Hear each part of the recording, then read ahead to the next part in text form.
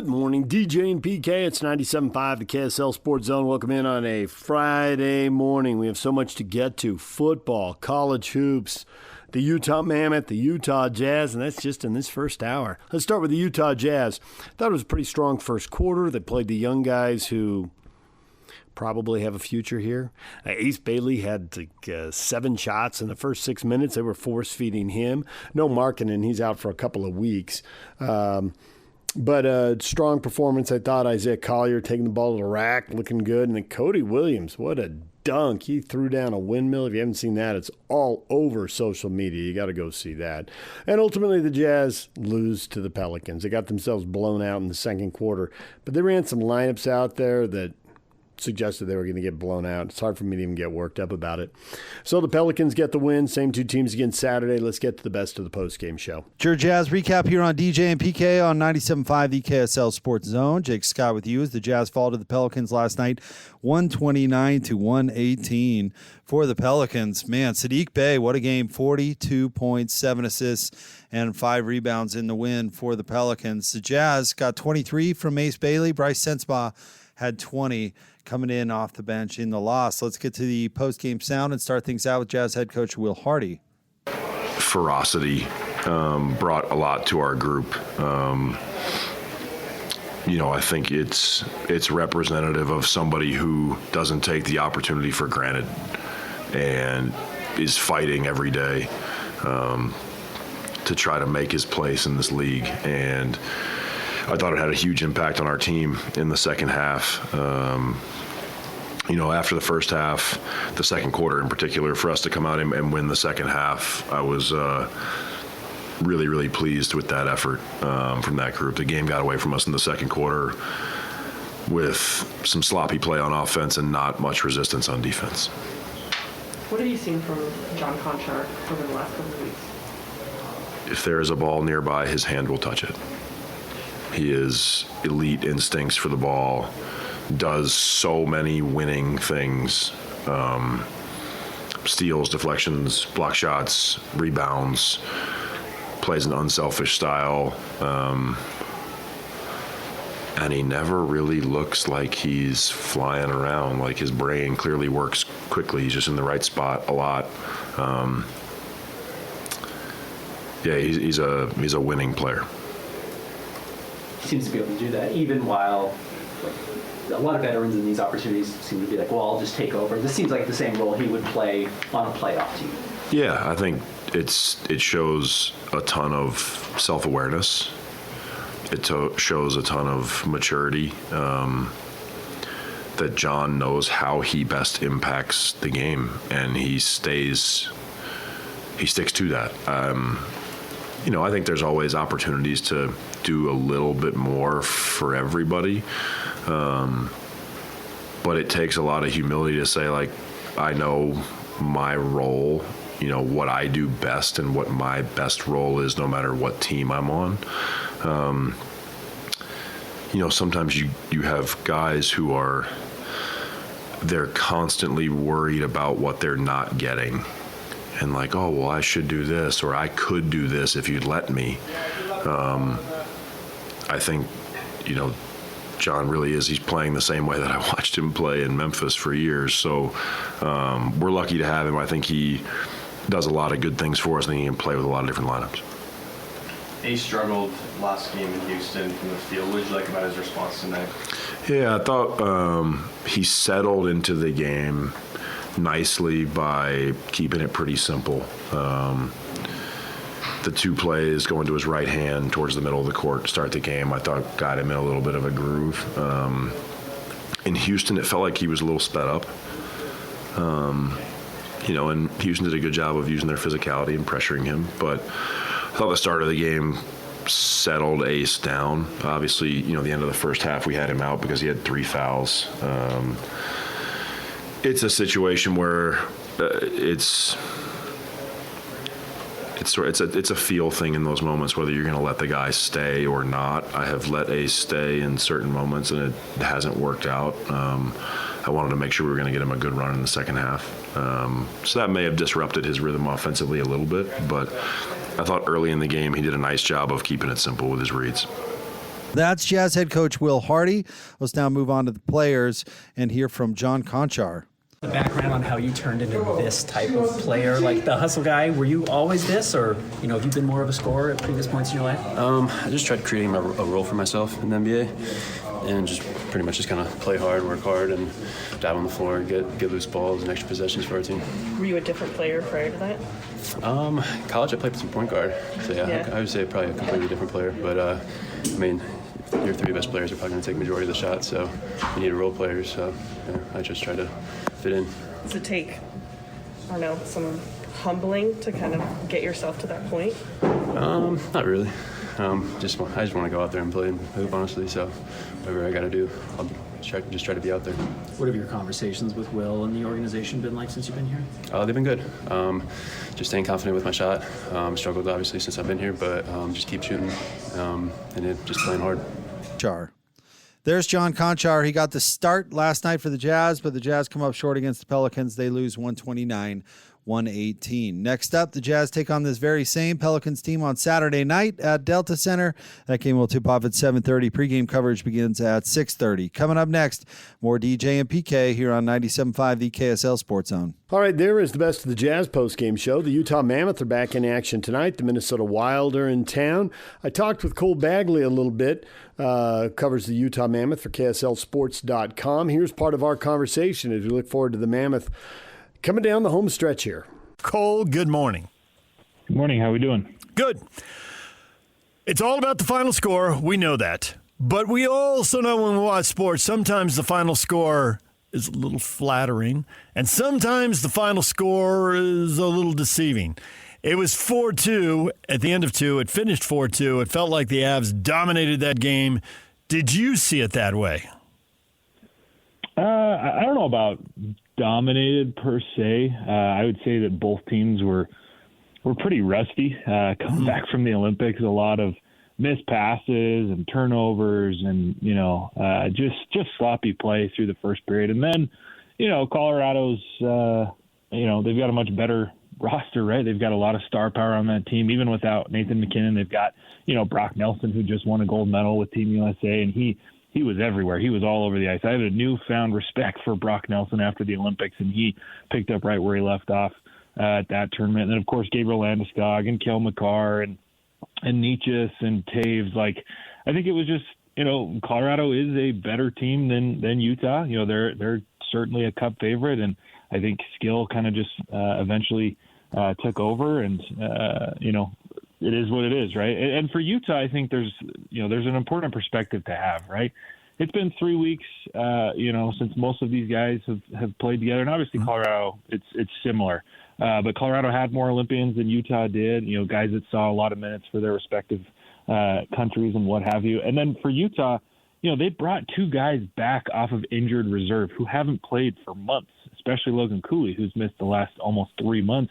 And so to insert two players into your lineup immediately after the Olympic break, to change the lines the way that they did, I think, there was obviously some rest, but I also think that there was just a little bit of a lack of chemistry. And I would attribute it more to that as opposed to, just flat out domination. Well, you don't need me here, Cole. You just answered my next 4 questions right off the first one. So why don't we just sit quietly for the next 7 or 8 minutes? No, that would be terrible radio. No, why don't you expand a little more on all of them? But let's start with Cooley, because obviously there's high hopes for him. Obviously, when he is at his best, he is a difference maker, and they need him. How far away do you think he is? What is realistic for him really getting into a good groove? Yeah, probably a week or two. Okay. This is a guy that, like I said, last night was his first game since December 5th. So almost, 3 months off? Mm-hmm. Yeah. He talked about it a little bit in the post-game press conference about, it was a demanding recovery. For the first little while, he couldn't even walk very much. And so then, getting back out on the ice, he missed a lot of time, with the guys. And, they played pretty darn well without it. Not to say they don't need him, by any means. But, I just think it's a bit of an adjustment. This is one of the longer, this may be the longest, the most amount of time that Cooley has missed in his young NHL career. So, yeah, I would anticipate that, give him give him a couple games. Give him 3, 4, 5 games, and I expect he'll be back up. To what we're accustomed to. And last night, they asked. There was a question, to Coach Torney about, what'd you think of Cooley? And I don't know that he was overly happy about the way that they played. And his response was, "Well, I saw what I saw from everybody else. A lot of rest, a lot of missed passes, and poor puck control." I don't know that was necessarily kind of a fair assessment of the way that Cooley played. I thought he played fine. He was confident on the puck. He played with a lot of speed. There was a little razzle dazzle, a couple of really nice moves, behind his back, a little spinorama that he pulled that, sent a Colorado Avalanche defender, out of his skates and down to the ice. So, I think he looks good. He played about 18 minutes. He had an assist. To be honest, I don't know that there's a lot more you can ask from a guy who's missed 3 months, as opposed to come in, to play with confidence, to look, like he really hadn't missed as much time as he had, and to put a point on the board. I think he should be happy with that. 8 teams go to the playoffs in the Western Conference. Colorado, Dallas, and Minnesota are 1, 2, 3 in the Central. They'll go. The top 3 in the Pacific will go, and then there's 2 wild cards. As I look at the points here, I see Vegas at 70, San Jose at 58, and in between those 2, the Ducks, the Oilers, the Kraken, the Kings, the Utah Mammoth, and the Nashville Predators, I see 8 teams for 5 playoff spots. Now, obviously, Utah and Nashville can't get those top 3 spots in the Pacific. Those are reserved for the other teams that are all in that division. But 8 teams for 5 spots, can you absolutely say any of those teams are going to make it, or any of those teams are going to miss it, or is it really that wide open in the middle of the West? Yeah, it's pretty wide open right now. I mean, the fact that, Edmonton, if they lose, another game, and a couple other teams like Seattle, or LA, win a few, they could drop into the wild card race, right? And Anaheim Anaheim beat Edmonton last night, so no, the West is crazy competitive. That's why last night's loss was a little bit difficult. That was kind of a tough one to swallow. You want to at least get a point in a game situation like that, and there's no room for error. There's no, give us 2-3 weeks and then we'll get rolling. No, this is not the beginning of the season. This is the stretch. This is when it matters most. And, I think it's going to take about 93, 94, 95 points to get in, to the playoffs. And so that means that, Utah is looking at about, they need probably at least 30, close to 30 points to get in with 24 games remaining. That means they probably need to win about 15 games, right? So, there's no room for error. They've got to make sure that they're picking up, out of every 3-4 games that they're winning 2 or 3 of those, or else, you fall back quickly and other teams heat up. And, we saw that last season with St. Louis. That's Utah played pretty darn well and they were close, but St. Louis got really hot and nobody could catch them. So for Utah, they need to try to be that team, right? They need to be the team that is, instead of chasing, they're the ones kind of leading the pack. I have a theory. I think you're going to agree with this, but I better run it by you before I, start speaking for you. And then you're like, DJ, you're up in the night. If you go into the playoffs with this mentality, we need to avoid this team, it suggests you're weak and you can't win at all. However, I would tell you that in 16-team playoffs in the NHL and the NBA, 14 in Major League Baseball, yeah, there are a lot of teams that can't win at all. So they should try to figure out how can we make the best run possible. Now the Avs, 4 regular season games with the Mammoth. The Avs have taken 7 points, and the Mammoth have taken 2 with an overtime win where obviously Colorado got a point, but the other 3 the Avs won outright. I think instead of looking at the playoff race down the stretch, I want to look at, can the Mammoth get the first wild card? Because if they get the second wild card, they're going to play the Avs, and my expectations are going to be super low. I'm going to expect a short series. And I want more playoffs. And also want something intriguing, even if they do lose in the first round. And if they're the first wild card, they're going to get the Pacific Division champ, which right now is Vegas, but it might end up being Anaheim or Edmonton. And maybe they win and maybe they lose. But I'd much rather see that than them going up against Colorado, who's sitting on 85 points, the most in the entire NHL. Are you with me? I think there's 2 ways to look at it. I agree. I agree that they should be, trying to get that first wild card spot, right? I mean, give yourself the best opportunity to win a series. I mean, you don't want to settle for second and, putting yourself in a situation. That's a positive spin. I see where you're going. Yeah. Yeah. But on the other end, I think for Utah, it's just about getting in. Doesn't matter if it's the first or the second wild card spot. They just want to make the playoffs. And regardless of who that opponent is, it's about learning what the playoffs are about. It's about, making sure that they're developing experience for not only their young guys like Cooley and Gunther and Paterk and what have you, but a lot of their veterans have not experienced, very many playoff series. Keller, I think, has only been in one playoff series. Nick Schmaltz is another guy that hasn't played much in the playoffs. Then there's other guys like Mikhail Sergachev who've won cups and what have you. But so, I think the outlook to have is, look, it's about getting in. And once they get in, just take on the opponent that you can get, and whether you draw Colorado, who, they're probably the cup favorite. I would anticipate that they'll end up winning the President's Trophy as the best regular season team. But hockey is a crazy sport. There's almost this President's Trophy curse. There's so many years where, the best team in the regular season gets upset in the first or the second round of the playoffs. And honestly, I like Utah's chances against Colorado. I would prefer Utah play Colorado than play Edmonton, if I'm being completely honest. Okay. Connor McDavid and Leon Draisaitl are just a nightmare situation for Utah. I think of the 3 or 4 games that Utah has played Edmonton, they've only beat them once. And the other two out of the other 3 times, they let him hang 6 and 7, 8 goals on him. So, yes, you want to aim for that top wild card spot, but at a base level, just get in. And, I think I don't mean to ramble on too long about this, but, with Colorado, what better team to go in with really nothing to lose to face the best of the best. See if you can't, push them to a 6 or 7 game series, or better yet, see if you can't upset them. The NHL playoffs are so unique. There's so much parity, and the lower seeds win all the time. The Florida Panthers got to their first cup by upsetting the President's Trophy team in the Boston Bruins, and that you've seen what's happened to both those organizations, right? Florida Panthers are top dogs. They're the teams to beat, and the Boston Bruins have almost settled into somewhat of kind of not a rebuild but a retool. So.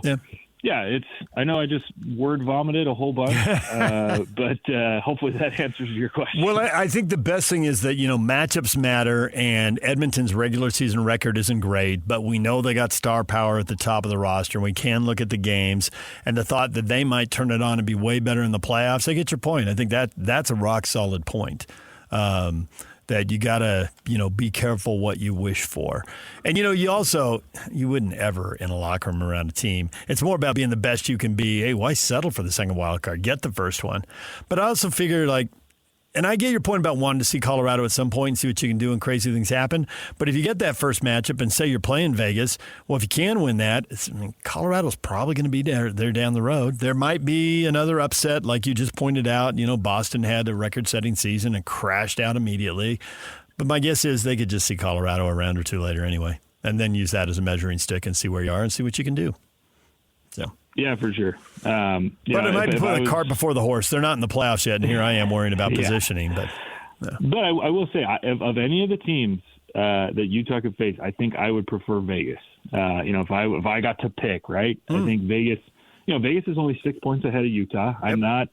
I'm not convinced that they're an overly elite team, even with adding Mitch Marner. I like the proximity. I think it would make for kind of a natural rivalry. Obviously, it's not in the same division, but it's close. You get a lot of Vegas fans up here. You get a lot of Utah fans down there, and I think it's a series that Utah could win. I don't know that I would look at that and go, oh yeah, Vegas is definitely going to win this thing in 5 or 6 games. No, I think that Utah could win that series. I don't know if it would be a short series, but I like their chances against the Knights. Cole, we appreciate it as always. Thanks for joining us. We will talk to you again next week. Enjoy the Minnesota Wild. It's 3 home games, Wednesday, Friday, Sunday. They lost the first one to Colorado. We'll see what they do with Minnesota. And then they got the Sunday 2 o'clock matinee to wrap up this homestand. And enjoy that, and we will talk to you again next week. All right. Thank you so much. All right. There's Cole Bagley. If you'd like to hear the entire conversation, go wherever you get your podcasts, and you can hear from Cole. Coming up next, Jeff Judkins talking college hoops. How do you keep the local guys home? A guy who did it in a different era with different rules joins us next. DJ PK on vacation this week. He'll be back on Monday. We are joined right now by Jeff Judkins. In retirement, living the good life. Jeff, good morning. Hey, good morning, David. Jeff, we need your expertise. You have many, many skills. You are the shot doctor, even if you're retired. Yeah. You are a local basketball historian, even if you're retired. But when I got here, the thing that I didn't know, that I came to learn, and when I learned it, then I realized, even though everyone's talking about it, it's still being undersold. Jeff Judkins had a knack for recruiting local basketball players. And you did it at the U, and then you went to BYU, and you did it as assistant, and then you went to the women's program at BYU, and you did it as a head coach. You had a knack for keeping the local high school players here and figuring out a role where they could excel. And some of them might have been stars, some of them might have been starters, some of them might have been coming off the bench, but you figured it out. And Jeff, I don't know if you've been checking college basketball rosters lately, but that seems like that's not happening anymore. So we wanted to have you on and ask you, is it possible? Could it be done? Have times changed? Because I'm looking and there's a Toulson playing at TCU. There's two more local kids at Clemson. Dallin Hall is leading Virginia in minutes played, and his assist turnover ratio is great. They're all kind of guys who could be helping the Cougars, the Utes, or the Aggies, and they're off helping somebody else. What says the guy who had this thing wired for 25 years in 3 different jobs? Well, I think, first of all, living here and being part of Utah basketball and just associating with people that either I played with or played against or whatever, I built up a pretty good friendship, I guess, or trust. That people in the state knew who I was and knew that I loved it here and that I wanted to be here and that I felt that this was the best place for their players or, where they'd be able to do it. And by building up that, I think, is probably more trust than anything. They knew that I would do a good job and keep their son or daughter on the right path and be able to play in a good program and play with good players and have an opportunity to go to the NCAA tournament. And all those things kind of came in the picture. And now it's a little bit different. It's money is more involved than, of course, than it was when I was coaching. And I'm sure that changes some things, but I still think and I still believe that you can recruit the local kid, and I think it's helpful not just for the team, but for the community, for the university, to have somebody local who really wants to be here, who loves the state of Utah. Utah has good basketball. People know about it across the country. People know that basketball is important. I'll never forget when I played for the Celtics, and I told them that I practiced a lot in these ward church gyms, and we went and drove around Salt Lake City, some of us, when we were here, and they couldn't believe how many wards there were so close to be able to play basketball and do those things. So I don't know. I kind of feel like we're kind of, like you said, a lot of players are leaving the state, not just in basketball, but in football and probably baseball and other things, volleyball. It was important. When I went to Utah, that was the big thing that Coach Fajeras wanted me to do, was to recruit the local kid and get the best local kid that we could get at Utah. And when I went down to BYU, of course, as the same way with Coach Cleveland, he wanted the same. And when I took over my own job, I knew that was really important to be able to do that. And I think I was pretty lucky. I worked hard at it, but I think I was pretty lucky of getting some of the kids and some of the players that maybe were leaning one way or the other. People don't realize that some of the players that I recruited either wanted to go to BYU or they wanted to go to Utah, and they end up changing their mind and going somewhere else. So, can you imagine what it would have been like to recruit now, where you have to recruit kids every year? Or in a weird way, would that have made you you would have had to adjust, but could you have been out there recruiting the kids, and you have to do it carefully, but we've got great stories about how it's done. The kid who goes somewhere else for a freshman or a sophomore year, and then you get them to transfer quote unquote, back home as a sophomore or junior? Well, my philosophy, and really the coaches that I work for, Coach Cleveland and Coach Majerus, was the same way, is, you recruit a kid the whole year or his whole life, and then he decides to go somewhere else. Well, if you don't leave in a bad tone or note, and they leave and they go and then they're not happy, that they're going to have a better opportunity to come back and be able to feel confident and comfortable with you, and they would come back. And we had that a couple times. I think sometimes people think this other side's a lot better than this side, and they go somewhere and they realize that it's not as great as they thought it was, and they wish they were back. And but I know right now that if you can get the best local kid year in and year out, your chances of being successful is very high, because there are very good players. I think it's proven it over the years in basketball and volleyball, football.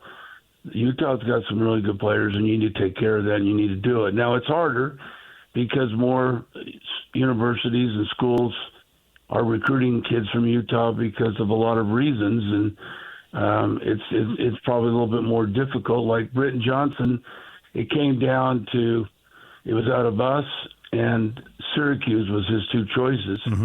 And Syracuse at that time was very good basketball program, and they were. I don't think it's fun to live in Syracuse and live there, but their arena and the coach and the players and all those things was pretty exciting place for really Britton to go. So it was hard.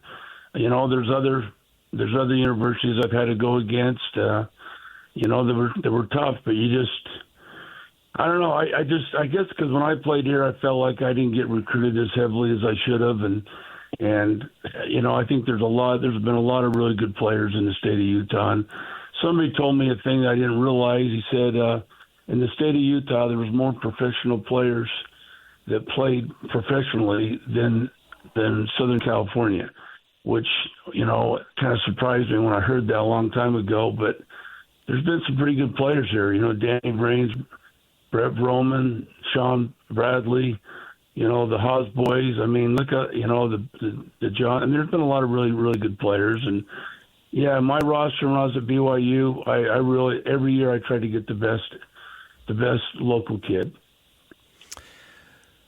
Obviously, Alex Jensen was at Utah when you were there, and you've got a relationship with him that goes back decades. This first year was always going to be tough because when he got hired, all of the tampering had taken place and a lot of the roster building had taken place and guys were committed. Yeah. So this first year was always going to be hard. And year two, I think, can be really different.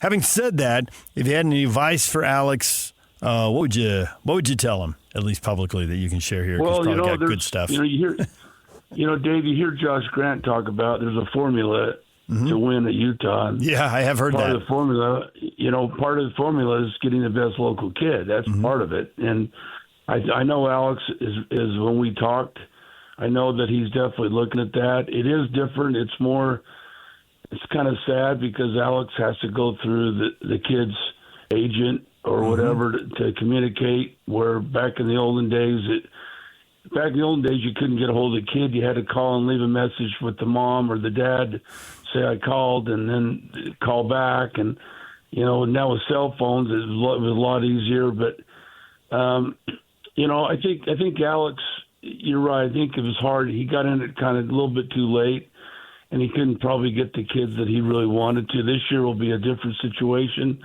I think he'll be able to get the player that he thinks is going to fit best in his program.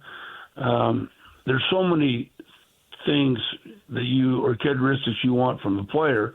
It's not all just being a great player. It's fitting in. It's being a leader. It's being able to do the little things it takes to win. It's being able to gel with other people and not be selfish. There's so many things that happen to really make a real good player. And it's kind of like Ricky Saunders. It's not that he was not a good player, because he is. Can shoot it and rebound and get the basket. It's just his leadership and just the way he handled himself on the court made a big difference for BYU. And I think a lot of teams are like that. You have to have that kind of player to be able to be successful, to be able to, when things aren't going right and you're not shooting the ball well and that things just kind of going the wrong way. It's kind of like what happened to BYU the other night. They couldn't hit a shot in the first half, and they fought back and they didn't quit, which shows a lot of character of their team. But having somebody that just kind of can balance everything out really makes a big difference. Any advice for BYU? I just let you offer advice to Alex. Any advice for the Cougars, who are 4-7 their last 11 games? I mean, I don't think any of us predicted this when they were 16-1 to start the season. Well, everybody kind of, how you say it, tries to find their own identity as a team, and I'll tell you that you look at that schedule that they went through, those 7 games. It's brutal. And you even see it with Houston. Cougars have lost 3 in a row. Kansas has struggled. Arizona's even struggled, losing 2 in a row. That league is unbelievable how difficult and how hard it is to compete. And the thing is the crowds and the atmosphere of the Big 12.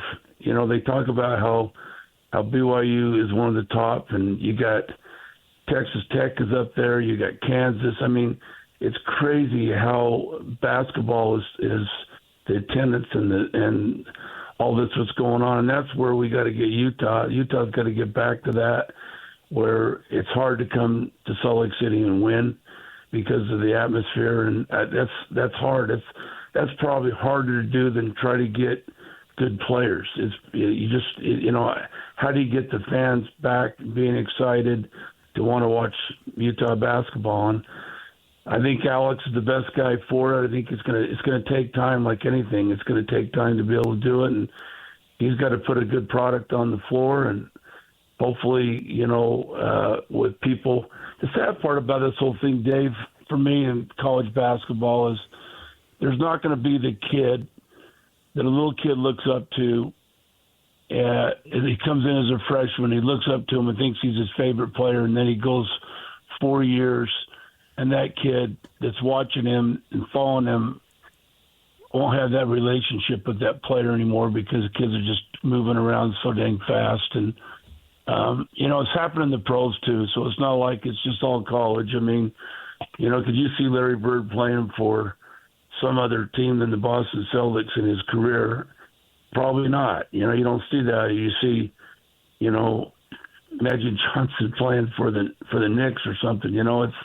It's really changing. I feel bad for that because that was one of the greatest things of playing college basketball, at least in my eyes, was to be able to have that continuity with people, with fans, with your teammates, and that's not going to be there anymore.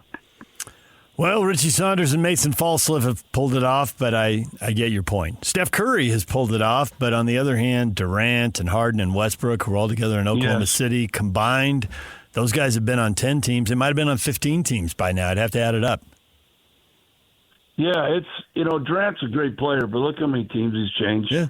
I mean, where's he going to – which place is he going to get his number retired? I don't know. He's on his fifth, and, right? Yeah, I think fifth team. It's changed, Dave, and it's sad because it shouldn't be that way. Sometimes, yes, things happen and you get traded because of a good opportunity, but it's just not. The college is turning that way, and it's not going to change, and you just have to live with it, and hopefully, kids will understand kind of the situation and make better decisions and look at things in a different light than just money. Well, you might get called out of retirement. Jake Wallen, Carter Welling, Tanner Toulson all have one more year of eligibility. Maybe they can help one of the local teams. You might have a coach calling you. Hey, do you know this guy's uncle? We'll take anything, Juddy. What do you got? I think they need to get them. I liked all those guys. I thought they were really good players here, and they could really help probably a lot of teams. And I don't know if they're happy. I don't know. Maybe they want to be back home. I don't know. But we had a girl that left when I was coaching in Utah, and she left, and she went to Virginia Tech and had a good year and played a lot and enjoyed it. But she ended up coming back to Utah, And Lonnie White's one of the best players on the team, and she's having a great senior year, and because she came back and she wanted to be back here. So maybe that'll happen. You got a good point. Maybe that'll happen. All right. He's Jeff Judkins, assistant coach for the Utah men, assistant coach for the BYU men, head coach for the BYU women after he was an assistant briefly, and then an assistant at the Utah women's program to wrap things up. Look at you. The Grand Slam right there. Man, what a mouthful for you. I'm sorry. It was like that. But you know, I'll tell you, Dave, I really enjoyed coaching and being part of it, and still have a lot of players that I keep in contact with. So it's been a real blessing for me. They should, at minimum, write you a check and buy inbounds plays from you. I'm watching inbounds plays, and teams can't get the ball inbounds. They're turning it over. I'm like, forget about getting in and holding on to the ball. Jody will run a play, and you'll get a bucket. Tell that story about peeking at Rick Pitino and him cussing out his assistant. You didn't tell me about that. Which, by the way, I never thought you told me the real quote, because I'll bet there were a couple other words. You didn't bleep and tell me about that bleeping inbound play. Was that, in the Elite Eight? What? Was that in the Elite Eight game that he did that? It was a Sweet 16. Oh, okay. Sweet 16 in game. Minnesota. But you know, I don't know. I've always had a knack, even when I played, trying to figure ways how to get baskets on the end outs, because you know it comes down to sometimes that if you can score 6 to 8 points in end outs, it's a big difference. And so I know when I coached at Utah, Rick let me do a lot of that. And then when I, of course, got my own head job, you know, I ran 52 end outs, Dave, when I was at BYU, and a lot of them were similar, but they were different. And we always were in the top really 10 of scoring on end outs. And so that was important to me as a coach to be able to do that. And maybe because my days when I played with my high school coach, Larry Maxwell, he had a lot of good end outs. Maybe that kind of got into my mind when I was a coach. But you're right. I watched this stuff, and you know, nobody's got any end outs that people can score, and yeah, it's crazy. But people are floating 40-foot passes to half court, and I mean people. I've seen multiple teams do it. I think I've seen all of our local teams do it. I mean, I think Cougars, use Aggies. They're throwing the ball 35 feet, 40 feet up. Oh my gosh! I mean, somebody set a back screen for Keita and get a lob dunk, would you? Let's go. Hey, in fact, you remember an end out. We scored an end out in the tournament with Keith Van Horn.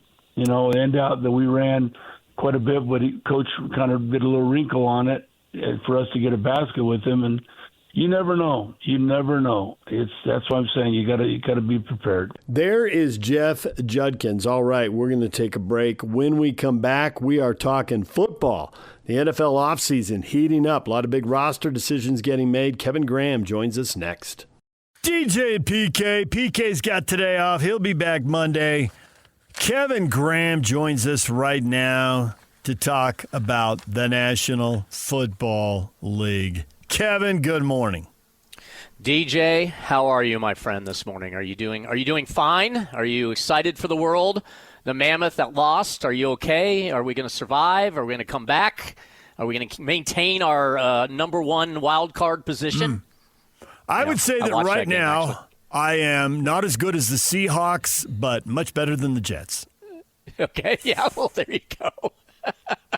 We're just trading every single player away, by the way. I know they just traded Jermaine Johnson away today, so yeah, that's great. I'm somewhere between the Bills and the Chiefs right now. That's where I am. I'm in that. Okay, well, that's a pretty good. Yeah. That's not a bad spot to be. There have been good times. This moment isn't perfect in my life for sure, but there are good times ahead. We're not done. We're not going to be tanking like 10% or 20% of the NFL.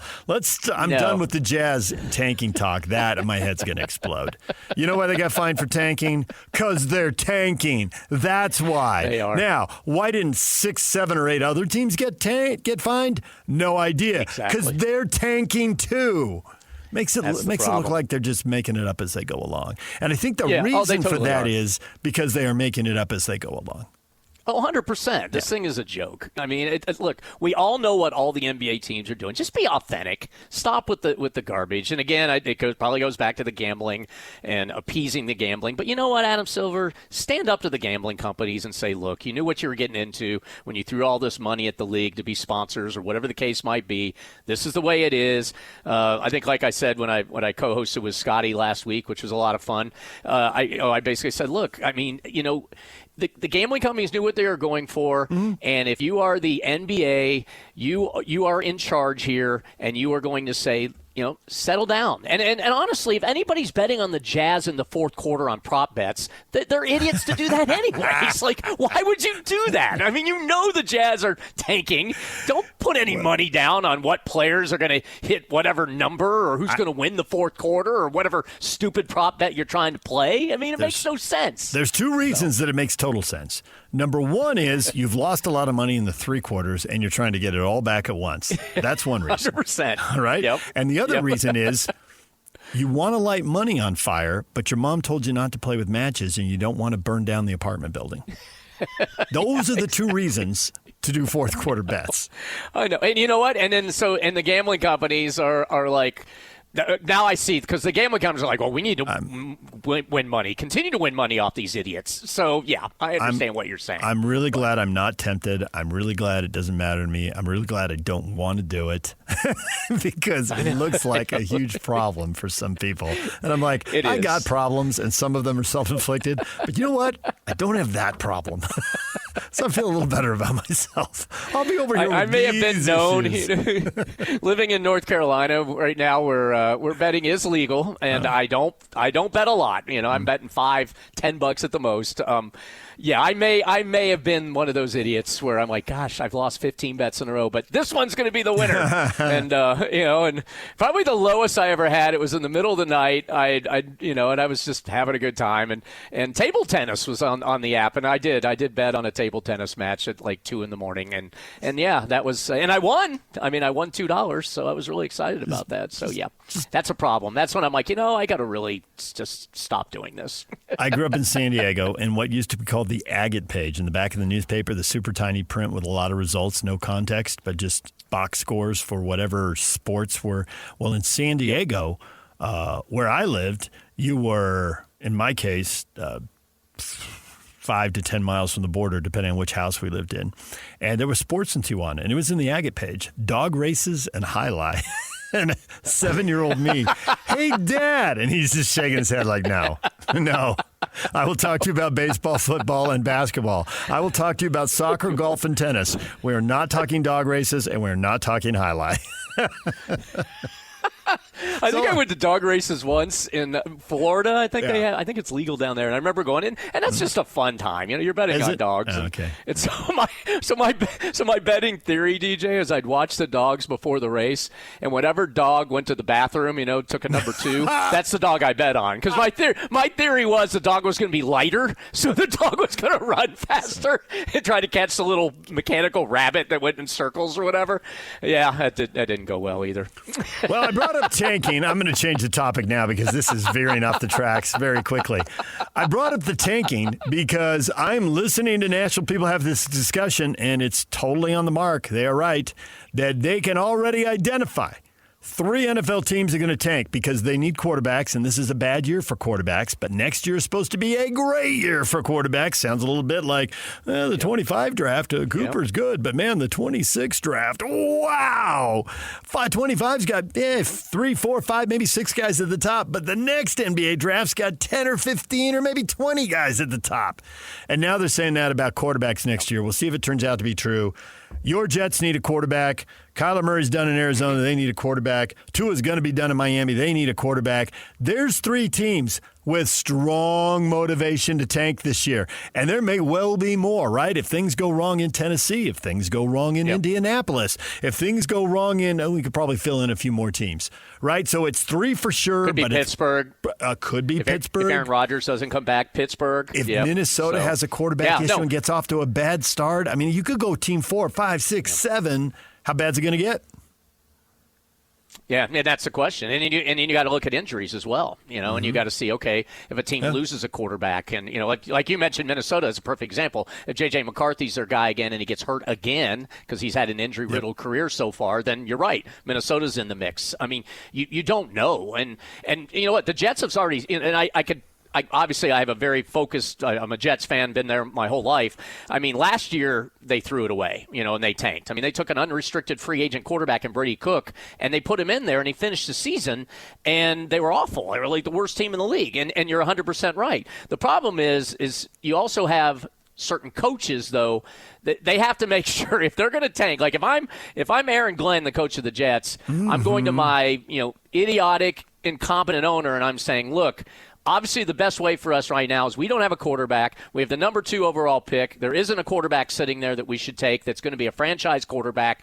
You have to assure me in writing, whatever, that you're not going to fire me after this year, because the best philosophy for the franchise is exactly what you said. You lose, and you get the 1, 2, 3 pick, and at least you get yourself that quote-unquote supposed franchise quarterback that the Jets will end up ruining anyways, because that's what they do with everybody. So you got that angle. I think you also have an interesting angle, DJ, what you're saying, like Kyler Murray's a perfect example. As you know, the NFL's a copycat league. Well, what is the big phenomenon right now that just happened? Darnold just revitalized his entire career and led the Seattle Seahawks to a Super Bowl. Well, are there going to be franchises, too, that look at a Kyler Murray and say, hey, well, maybe he could be the next Darnold?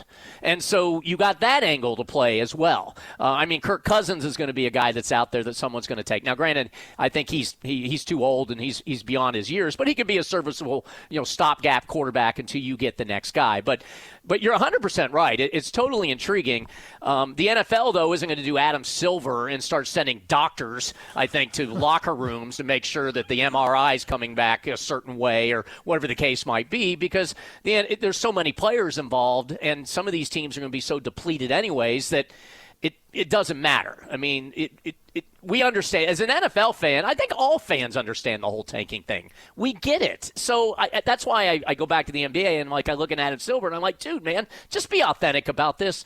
Everybody knows. I think the majority of Jazz fans are sitting there and going, yes, tanking is the best way for us to become a contender again and be really good for the next few years. At least as good as they can be until these younger players decide to take off, if that's what they do, like what's been past history with the Jazz. So yeah, with the NFL, though, you're 100% right, DJ. I don't think there's going to be as many teams that tank, but there are going to be certain franchises that are going to be bad. And even, you know what, Jets as an example, they're going to be bad no matter what. So it doesn't matter. It's just already known going into the season. You're going to suck. As a Jets fan who's been waiting all my life for them to be good again, the longest team in professional sports that's been in the playoffs for how many years, I'm okay.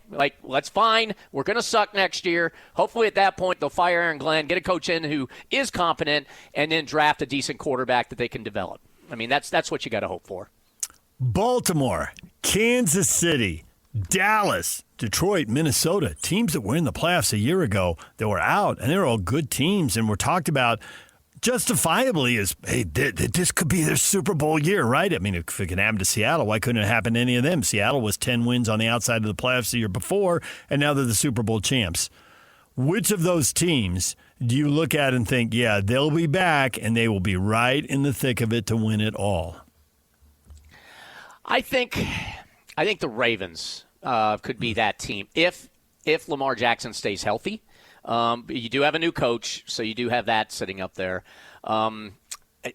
Chiefs, if Mahomes comes back strong, after the injury, and he's rehabbing that like crazy right now, they could be there, but they're definitely more on the downside, and they've gotten older. So I would look at those two. What was the third one you mentioned, DJ? I'm sorry. Cowboys, Vikings, Lions. Cowboys, Vikings, Lions. Cowboys, Vikings, Lions. That's interesting. I actually am surprised how the Cowboys, how good their coach kind of recovered. When he was the offensive coordinator with the Jets, he was awful. I hated him. But he seems to be a decent coach. But you got the Jerry Jones factor who's going to screw that up. So I don't bet on that. The Lions, depending on how the OC does. I think they learned last year losing their OC, obviously to the Bears, was a huge problem. They brought an OC in they didn't like. Campbell then took over the play calling. He didn't do a very good job. So it depends on how the new OC does there.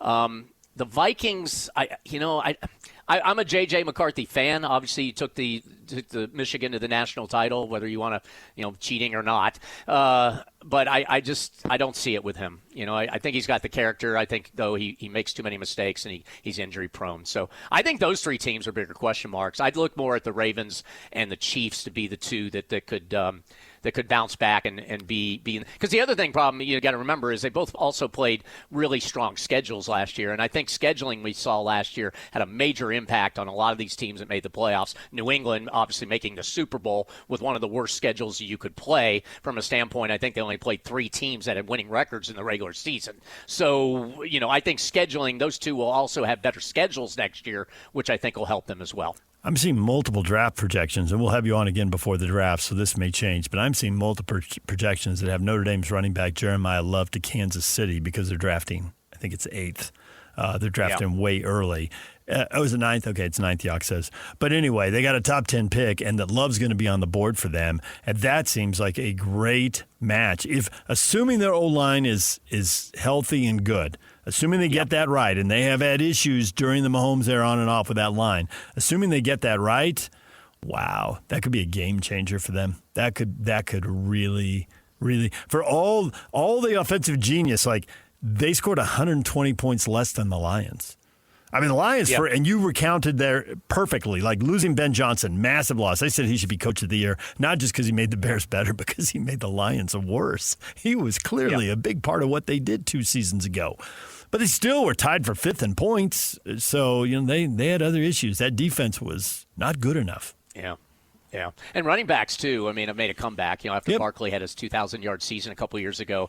I always just question teams that look at running backs. And you're right. You could get a decent running back in later rounds. We've seen that a lot. But if you got a really good one that's sitting there, that's a complete game changer. And the Raiders obviously did their part by drafting the Boise State running back last year, but he didn't really perform. But the Raiders suck. So I don't think it's on him. There were enough glimpses out of him. It's just like, you got to block these 11 guys and give a guy a chance. And he didn't have a chance. I mean, yeah, exactly. So he sucks. But if you got a guy, like you mentioned, that's sitting there, and the Chiefs, you add another weapon, I mean, look out. I've been looking at some drafts, and they're seeing some wide receivers. Like I saw one, I think it was USA Today the other day, where they were taking Len, wide receiver out of USC. Anytime you can get more weapons, for Mahomes, you got to do it. I mean, because he's, you got to roll with him while you can, as long as he comes back healthy. Obviously, to me, you got to protect him. That's the most important thing, because he seemed like he was running for his life a lot the last couple of years. But if you get a receiver, if you get the running back, anything you can add to that offense to bolster it up, that would be huge for them, and then that would put him right back into play. So I think Minnesota's in a really intriguing position, because this year could go wrong and they could decide to tear it all down. This year could go right and they could be right back in the thick of everything. Yeah, they missed the playoffs, but they were 9-8. They weren't terrible. And they had a terrible situation at quarterback. Their coach, Kevin O'Connell, former college quarterback, known in the pros as a quarterback whisperer. He's gotten good stuff from his team in other situations. So should he go get Tua? Should he go get Rodgers? Should he go get Kyler Murray? It seems like if they got a veteran quarterback and got even B- quarterback play, they're a playoff team for sure, and maybe they're even winning some playoff games. Yeah, they learned their lesson. At least you hope they do. It's the thing about the NFL. They're so dang selfish and bullheaded is probably a better word when it comes to their draft picks. If they would have admitted after, last year and after Darnold played so well for them, and I know he had 2 rough games at the very end of the last 2 games he played for the Vikings, losing the Lions and losing in the playoffs as well. But if they would have stuck with him last year, they were a playoff team. I mean, if Darnold would have played any way that he played with Seattle, they were a playoff team and a possible contender to actually get to the Super Bowl. But they didn't. And you know why? Because they drafted McCarthy. They were so diehard set, look, we drafted this kid, and they probably put a lot of emphasis on O'Connell as the quarterback guru. Mm-hmm. He's going to make it work, even though he's essentially a rookie last year because he didn't play at all the first year because of the injury.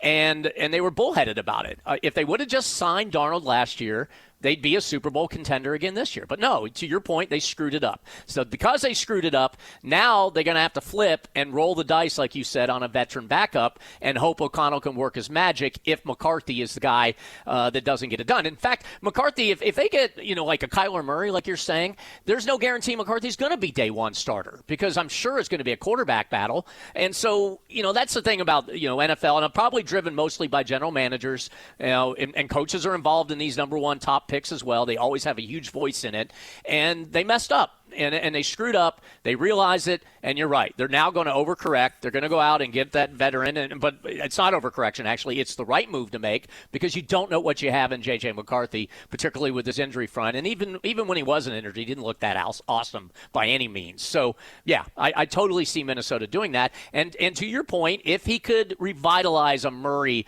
or whoever they bring in, then, yeah, they have a shot now to compete for that division title again and at least be a playoff team. Everybody's chasing the Denver Broncos in the AFC, aren't they? New England's going to have a much tougher schedule. You already touched on how weak their schedule was, and even their playoff draw was pretty soft. And by the time the Patriots had to go to Denver, Denver didn't have their quarterback. It's the Broncos are the lead dog coming out of the gate, right? Just to go back to dog racing, because I know you really didn't want to swerve away from that. I know you didn't. And, I have such a love for the Broncos. Excuse me. I have such a love for the Broncos. You get emotional. Yeah, I'm getting choked up. The Broncos, yeah. You did that to me, the Broncos. But, no, you're right. I mean, defensively, they're really strong. And the thing is, too, Bo Nix, he didn't have his best sophomore season. He kind of had, I don't want to say he had the sophomore slump, but he did enough. And if he was in that lineup, there was a legitimate shot that the Broncos could have been a Super Bowl team because he seemed to be picking up his game in the playoffs. So, no, you're 100% right. I think the Broncos are the team to beat right now out of the AFC. Pains me to say that, as long as Bo Nix continues to develop. And then, of course, you always got to factor in health and all that other stuff that happens in the NFL. But, yeah, they're the team to beat, weirdly. But you have to give Peyton a lot of credit, man. I mean, he knows how to coach. He's rebuilt that team. They're sitting right there with a really good opportunity. And and you mentioned the Bills earlier, again, you can't rule out Josh Allen, but you know what? They still haven't been able to get it done under Josh Allen.